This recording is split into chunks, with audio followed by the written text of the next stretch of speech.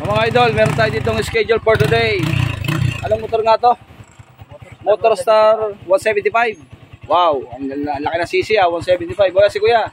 Yeah, shout out. Dinayo tayo. Ito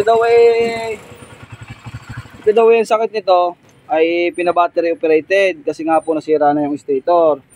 Ngayon na nangyayari dito, talagang hindi makatiis, talagang walang starter. Okay lang sana yung starter at may sipa naman. Ang problema, talagang binabaldan pa. Ayan nga, baldan ang paa ni kuya. Wala sa ngayon tinamaan sa'yo. Talagang yan, sugat-sugat na oh. Oh, yan. Talagang, ay, bikil na pala no. Pagay. Paga nga, sobrang mambabag. Bakit ang bababag mga idol? Kasi nga po, nag-convert ng 4-pin CDI. Wala nang problema kahit mag-convert ng 4-pin CDI. Ang problema dito, may mga sekretong ginagawa dito. Hindi basta to nilalagay kasi alam nyo, kahit pa alam nyo ang linya ng pagka 4-pin or battery operated na tinatawag.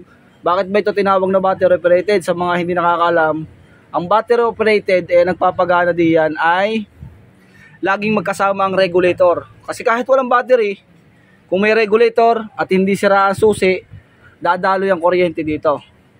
Kasi po, accessory wire ang gumagana dito sa 4-pin CDI. Hindi kagaya nung primary AC CDI, kapag nasunog, wala nang kuryente. Ngayon, ang battery operated, ang nagpapagana sa kanya, wala yung primary, ang nagpapagana ay pulser or trigger na tinatawag. Ang talong, bakit bumabaldag? Kasi nga, nagkabit nito.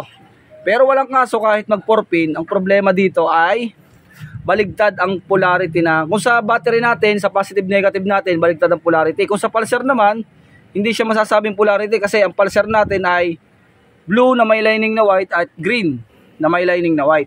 Ang gagawin natin dyan, ibabaligtad natin mga idol yan. Papakita ko muna sa inyo yung nangyayari. Kung bakit talaga ganun, ano? Pakita ko muna sa inyo kung ano talaga yung style. O yan mga idol, papakita ko muna sa inyo kung ano yung nangyayari. Ganito, pagmasdan nyo yung paa, ayan o. Ayan o, tingnan ha. Tingnan. Ayan o. Tapos ang regundo niya, yan o. Yan, dug. O sige, balatan mo pa. Talagang gumagarote yon. Sige, wag mo lang revolusyonan. Basta, yan o, yun. Wag na. Talagang masakit. Talagang nalipad talaga ang paa. Ito, ang gagawin natin dito, pinakita lang natin. Ayan, magkakulay sila. Blue na may lining na white, tapos blue na may lining na white. Ililipat natin dito sa magkabila. Pagbabalansin natin yung pulser. Ano? Pagbalansin natin. Yan. Ayan mga idol oh. Kita nyo yan. Yung lining na may white na blue, yung pure blue natin, lining na white, nilagay ko dito sa green. Yan. Magkasalisin na siya. Tapos yung blue naman, dito sa ilalim, green naman. Okay, testing. Kahit anong sipa ngayon yan, maganda na yan. Hindi na babaldag yan. Bumaldag man yan, ay yung kaunting-kaunti lang. Hindi yung talaga nung nanggagarote. O yan, natin nyo, wala o. Hindi siya, ayan, pati yung minor niya stable mga idol, o yan o, maganda yung minor niya, yung regundo niya maganda, hindi kagaya nung talagang, ayan, o ayan, ganun lang, o ayan o, maganda yung regundo niya o, hindi kagaya nung isa talagang naglalagot-lagot, ang sabaw yan, kahit anong sipa mo yan, hindi yan dadali, ayan o, okay na o, ano kaya, ayos. Ayan. Okay na po. Ganoon lang po kasimple mga idol. Kaya po si kuya, napatawa ko kay kuya. Nagtapat sa akin, ang pera daw niya ay 5,000. Sabi ko, walang gagastusin dito na ganun kalaki. Ang laki naman. 5,000 daw po kanyang budget.